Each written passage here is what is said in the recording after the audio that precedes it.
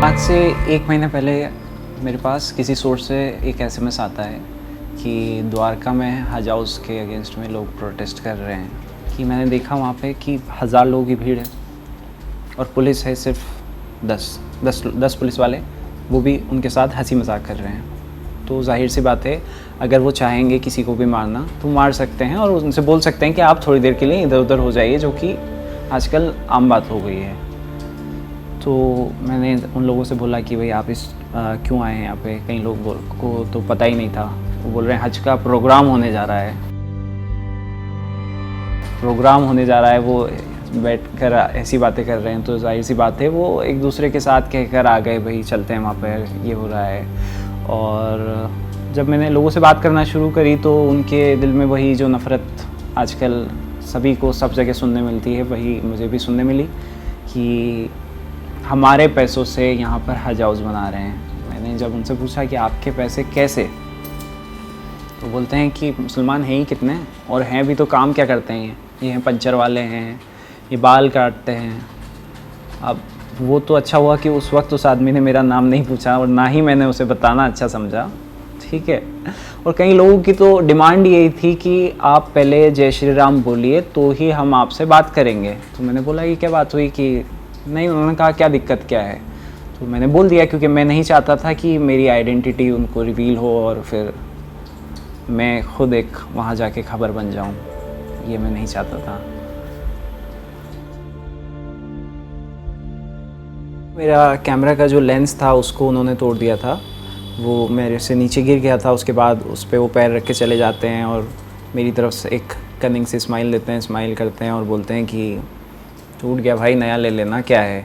इस तरीके की बातें करते हैं और फिर चले जाते हैं। मैंने उनसे कुछ नहीं कहा क्योंकि जाहिर सी बात है एक भीड़ इस तरीके के काम करेगी तो उससे आप बोलकर क्या ही करोगे, ख़ुद को ही आप नुकसान पहुंचाओगे।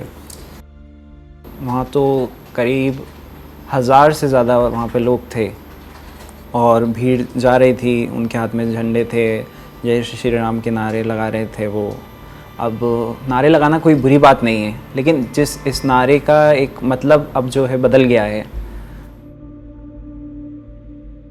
ये नारा लगाते हैं लोग और किसी को मारते हैं।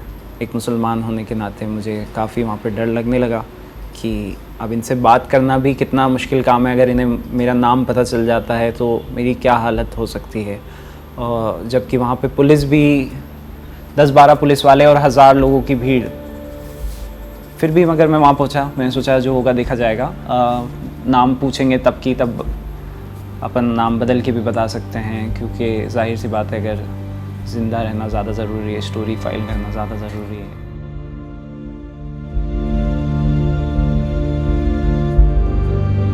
जंतर मंतर पर आपको याद होगा कि नारे लगाए जाते हैं कि मुल्ले काटे जाएंगे, राम राम चिल्लाएंगे। तो उसमें सबसे ज़्यादा आगे एक ही व्यक्ति था जो इस तरीके से एक्शन कर करके बोल रहा था काटे जाएंगे। इससे जाहिर सी बात है आप किसी की गर्दन काटने की बात कर रहे हो। फिर उसका घर मुझे पता लगाना था, क्योंकि मैं चाहता था कि भाई ऐसे लोगों के दिल में नफ़रत कहाँ से आती है, उनसे बात की जाए। वो जगह ऐसी थी, मतलब पतली पतली गलियों में आप जाओगे अकेले, वो भी जाहिर सी बात है डर तो लगेगा ही। और वहाँ पे उसका एक फ्रेंड मौजूद था जिसने ऑफ कैमरा ये एक्सेप्ट किया था कि जंतर मंतर पर मैं भी मौजूद था। तो मैंने बोला जब क्या आप कैमरे पे कहोगे। मैंने उससे बोला भी, पहले मैंने देखा सामने वाले को, देखो मैं झूठ नहीं बोलूँगा, मैंने उसका साइज़ देखा। फिर मैंने उससे कहा कि आप बोल रहे थे मुल्ले काटे जाएंगे तो मैं आपके सामने खड़ा हूँ, काटो।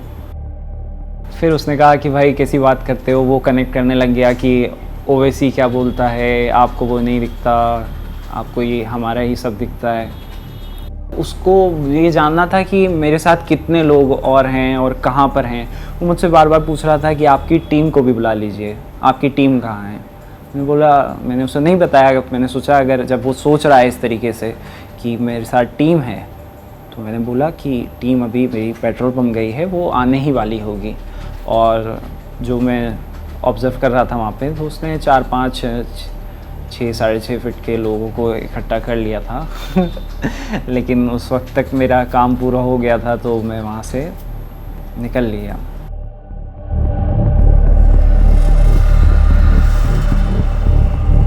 मैं उस राज्य से आता हूँ जहाँ पर पहलू खान को इंसाफ नहीं मिला।